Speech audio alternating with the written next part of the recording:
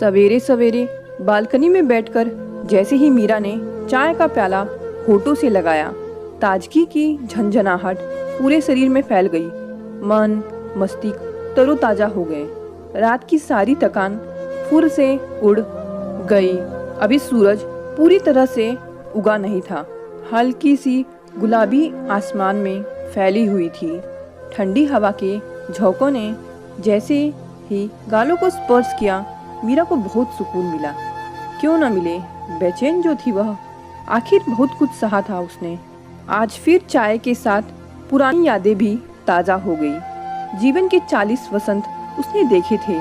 तीनों भाइयों की इकलौती बहन थी। संपन्न आदर्शवादी परिवार। पिता रामचरण शर्मा ने बेटी को कभी बेटों से कम नहीं माना। खूब पढ़ाया लिखाया, कभी किसी चीज की कमी महसूस नहीं होने दी। लेकिन आदर्शों को भी घुट्टी में मिलाकर पिला दिया था कि पति ही नारी का परमेश्वर होता है और उसका घर यह नहीं वह ही होगा। मीरा ने खूब मन लगाकर पढ़ाई की थी। पीएचडी होते होते उम्र भी ढलती चली गई। उसकी सरकारी नौकरी लग गई थी। अब विवाह का दबाव बढ़ने लगा। संस्कारी परिवार की खोज होने लगी और एक शुभ मुहूर्त में मीरा का विवाह राकेश द्विवेदी के साथ हो गया। पति अच्छा कमाते थे। सास ससुर ननद से भरा पूरा परिवार था।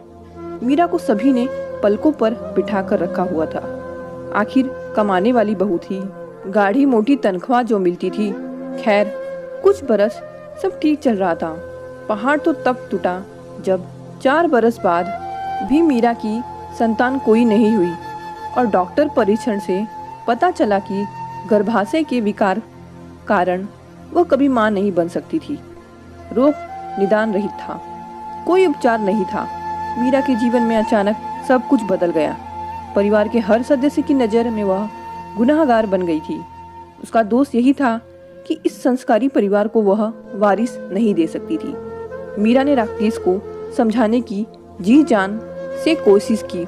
आखिरकार इस युग में भी दकियानूसी विचार, राकेश हम किसी को गोद भी तो ले सकते हैं। क्या बात करती हो मीरा, किसी गंदे खून को गोद लेना, वह हमारा वारिस कैसे कहलाएगा? राकेश ने लगभग चीखते हुए कहा था। राकेश का यह व्यवहार मीरा के लिए अप्रत्याशित था। वह असमंजस में थी कि क्या उपाय करे। अब राकेश भी उससे मुंह चुराने लगे थे। अपने ही घर में वह अजनबी हो गई थी। बिल्कुल अकेला और अवांछित महसूस कर रही थी। जब और कोई रास्ता नहीं रहा तो उसने दिल पर पत्थर रखकर अलग हो जाने का निर्णय ले लिया। पिता ने स्पष्ट रूप से कह दिया था कि यहाँ उसके लिए कोई स्थान नहीं है, क्योंकि वे अब स्वयं भाइयों के टुकड़ों पर पल रहे हैं। उसके लिए अपना घर पराया हो गया था। कोई जगह नहीं थी जहाँ वह जा सके। सो स्थानांतरण करवाया और यहाँ इस अनजान शहर में अपनी नई दुनिया बसाने के लिए आ गई थी। अब यह नौकरी और अकेलापन ही उसके जीवन के साथी थे। वह वापस मीरा शर्मा बन गई थी और इसी में खुश रहना सीख रही थी। जीवन की एक परिक्रमा पूर्ण हुई। सांकल के खटखटाने की तेज आवाज से मीरा की तंत्रा टूटी। इससे पहले वह वहां तक पहुंचती, दरवाजा ढकेलते हुए लाचिमा अंदर घुसी। उसके साथ एक 4-5 बरस की नन्ही सी लड़की भी थी, जिसे वह काम पर लाई थी। लाचिमा हर रोज बिना पूछे ही मीरा को पूरे मोहल्ले की खोज खबर दे दिया करती थी। मीरा सुने या ना सुने, उसे कोई फर्क नहीं पड़ता था। सब कुछ उगल देने के बाद ही उसे चैन आता था। कुछ देर टांगे पसार आराम फरमाकर इधर उधर की बातें बताती और गरम चाय की चुस्कियाँ लेती थी। उसका यह डेली रूटीन था। ये तो मीरा का मौन स्वभाव था कि उसके इतना खाद खोद कर पूछे जाने पर भी मीरा ने अपने बारे में उसे कुछ नहीं बताया था। वरना इसमें कोई शक की गुंजाइश नहीं थी कि लाचिमा की वाक शक्ति मीरा को पूरे मोहल्ले में एक रोचक चरित्र बनाने में सक्षम थी। आज मीरा चुप न रह सकी और बच्चे को देखते हुए ही पूछा, अरे लाचिमा, तेरी बच्चियां तो अभी बहुत छोटी हैं, ये किसके लिए आई? अपनी सहज शांत मुद्रा में लाछिमा बोली, बीबी जी पहले हम चाय बना ले, फिर तो पीते पीते सब सुना भी देंगे। चाय का प्याला मीरा को थमाने के बाद इत्मीनान से लाछिमा बैठ गई और उसने बोलना शुरू कर दिया। बीबी जी आप तो जानती हो न कि मेरा मर्द प्राइवेट क्लिनिक में पहरेदार है। तो एक रात एक माँ और बेटी आए थे उनके क्लिनिक में प्रसव करवाने के लिए। बेटी प्रसव की पीड़ा में थी। बच्ची हुई आधी रात को। दोनों आराम कर रही थी। सुबह को जब मेरा मर्द झाड़ू लगा रहा था तो कूड़ेदान में से बच्चे की रोने की आवाज़ सुनी। वो गया भागा भागा, देखा क्या, नवजात बच्ची अंदर लेकर भागा। माँ बेटी दोनों गायब। डॉक्टर साहब को जगाया। उन्हें पूरा किस्सा समझ में आ गया। अब ये तो पुलिस केस होवे ना बीबी जी, लेकिन मेरा मर्दवा तो बिल्कुल अनजान बच्ची को डॉक्टर से मांगकर घर ले आया।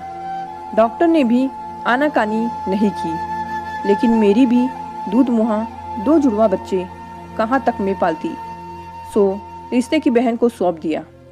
अब 5 साल बाद उसके मर्द ने उसको छोड़ दिया तो बच्ची वापस इधर भेज दी। पता नहीं किसका पाप है, लेकिन क्या करे बीबी जी, कहाँ भेजे, है तो इंसान की औलाद ही ना। देखू का करे हैं ईश्वर। लाछिमा की चाय और कहानी दोनों समाप्त हो गई थी। वह उठी और काम करने चली गई। नन्ही पास ही बैठी अपनी राम कहानी को गौर से सुन रही थी। पता नहीं कुछ समझी या नहीं, लेकिन उसकी मुख मुद्रा कुछ उदास सी हो गई थी। मीरा को उस पर प्यार आया। उसने उसे पास बुलाया और उसे ध्यान से देखा। बड़ी बड़ी काली आंखें, पतले होठ, उठा हुआ माथा, उजला रंग, सचमुच परी जैसी दिख रही थी नन्ही। सब कुछ तो था, अगर कुछ नहीं था तो वह था भाग्य। अगले बरस कोई अच्छा लड़का देखकर ब्याह देंगे, लाछिमा बोली। क्या पागल हो गई हो लाछिमा, इतनी छोटी बच्ची का ब्याह पाप नहीं लगेगा? अरे ईश्वर से तो डर। वाह बीबी जी, बुरा मत मानियो, मैं आपकी बात नहीं कर रही हूँ, लेकिन आप जैसे समझदार लोग अपनी शरीर की गर्मी निकल जाने के बाद बच्चों को कूड़ेदान में फिकवा दें तो पुण्य, और मैं उसका ब्याह करूँ तो पापी। कहाँ का न्याय है तुम्हारे भगवान का? मीरा की बोलती बंद हो गई। लाछिमा चली गई। अनपढ़ होकर भी उसने कितनी गहरी बात कह दी थी। सच ही तो था। मीरा का मन खिन्न हो उठा। वह असहज हो उठी थी। मन में कड़वाहट फैल गई थी। कुछ करने का मन नहीं हो रहा था। चाह कर भी नन्ही के विचार को वह झटक नहीं पा रही थी। पूरा दिन वह सिर्फ उसके बारे में ही सोचती रही। मीरा जानती थी कि अगले साल नन्ही चली जाएगी, उसका ब्याह हो जाएगा। ऐसे रिश्तों से क्या मोह जो निभाए ना जा सके। लेकिन मातृत्व से वंचित मीरा नन्ही में शायद अपनी संतान का सुख ढूंढ रही थी। एक रिश्ता जुड़ रहा था। एक मोह धीरे धीरे अंतस में जन्म ले रहा था, जिसमें मीरा न चाहते हुए भी बंध रही थी। आज मीरा का मन बहुत अशांत हो चला था। नन्ही उसके जीवन का अभिन्न अंग हो गई थी। वह एक महत्वपूर्ण निर्णय लेना चाहती थी। सोचने लगी, क्यों ना नन्ही को गोद ले लिया जाए। यह विचार उसके मनोमस्तिष्क में उथल पुथल मचाने लगा। माना बड़े बड़े दान धर्म पुण्य कर्म न किए हो, लेकिन किसी एक के जीवन को तो संवारा जा सकता है जो उसके सामने प्रत्यक्ष हो पाता नहीं। लाछिमा की क्या प्रतिक्रिया होगी? अगर उसने मना कर दिया तो न जाने क्या समझ ले मुझे। लेकिन क्या यह बोझ वह ढा पाएगी? वह खुद भी तो बेसहारा ही है। ऐसे कितने विचार मन में शोर मचा रहे थे। इसी बीच लाछिमा और नन्ही ने घर के भीतर प्रवेश किया। उसको देखकर ही मीरा चमक उठी और बोली, लाछिमा आज तू काम रहने दे, चाय बना, तुझसे कुछ कहना है।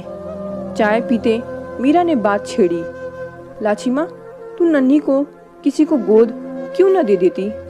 तेरा भी बोझ हल्का हो और उसे भी अच्छा परिवार मिल जाए। किसे दुख बीबी जी? क्यों? एक बात कहूँ, मैं तेरी मदद कर सकती हूँ। तुझे बता कितना पैसा चाहिए, मैं नन्ही को अपनाने को तैयार हूँ। लाचिमा का मुंह खुला का खुला रह गया। किंचित अविश्वासी निगाहों से मीरा को कुछ देर ताकती रही और बोली, बीबी जी, हम गरीब जरूर हैं, लेकिन बच्चों को बेचते नहीं हैं। आप इसे गोद लेना चाहती हैं तो लीजिए, लेकिन मुझे कुछ नहीं चाहिए। मीरा सक पका हो गई और फिर संभलते हुए बोली, नहीं लाचिमा, बुरा ना मान, मैंने तो यूं ही तुझे मनाने के लिए कहा था। दरअसल तू ठीक कहती है, मैं तेरी भावनाओं की इज्जत करती हूँ। तू अपने मर्द से पूछ ले, उसका क्या विचार है इस बारे में, तो फिर हम कानूनी तौर पर सब कार्यवाही कर लेंगे। क्या कहती है तू? बस बीबी जी, आप तो ईश्वर का अवतार हैं। अरे मैं पगली इसे अभागी मानती थी बीबी जी। बच्ची का जीवन संवर जाएगा, मैं अपने मर्द को मना लूँगी। आप सचमुच देवी हैं। हाँ बीबी जी। मीरा ने सब औपचारिकताओं की पूर्ति कर नन्ही को गोद ले लिया। अगले ही क्षण शहर में एक प्रसिद्ध आवासीय स्कूल में उसका नाम किरण शर्मा लिखाकर उसे भर्ती करवा दिया था। वह कुछ वर्षों के लिए नन्ही को इस वातावरण से दूर भेजना चाहती थी, ताकि जीवन की ये कड़वी यादें उसके जहन से पूरी तरह निकल जाए। आज नन्ही को भेजते मन उदास हो गया था, इसलिए उसे झल्लाहट भी हो रही थी। लेकिन अचानक उसे ख्याल आया, नन्ही का जाना जरूरी है। नए माहौल में वह कुछ तौर तरीके भी सीख लेगी, अपने आप को भी बदल लेगी, और फिर डरना क्या, कभी कभी मीरा उससे मिलती भी रहेगी। मीरा शांत हो गई थी, मन का तूफान जैसे थम गया हो। सब तैयारियां हो गई थी। मीरा उसे कई हिदायतें दे रही थी, कैसे रहना है, क्या खाना है, किस तरह वह उससे मिलने के लिए आती रहेगी, और पता नहीं क्या क्या। लेकिन नन्ही का ध्यान उसकी बातों से अलग कहीं और ही लगा हुआ था। नन्ही और पलक उसे ही देखे जा रही थी। मीरा सहज भाव से बोली, नन्ही, मैं कितनी देर से सब समझा रही हूँ और तुम ध्यान तक नहीं दे रही हो। क्या सोच रही हो? क्या समझी तुम? क्या करोगी वहाँ? हाँ, कुछ समझ में आया? नन्ही ने प्यार से अपनी छोटी छोटी बाहें मीरा के गले में डाल दी और उसकी आंखों में झांकते हुए जोर से बोली, हाँ क्या? यही कि मैं अब से तुम्हें बीबी जी नहीं, माँ कह सकती हूँ, माँ। तो दोस्तों, आपको यह कहानी कैसी लगी? ऐसी और भी दिल छू लेने वाली कहानियाँ सुनने के लिए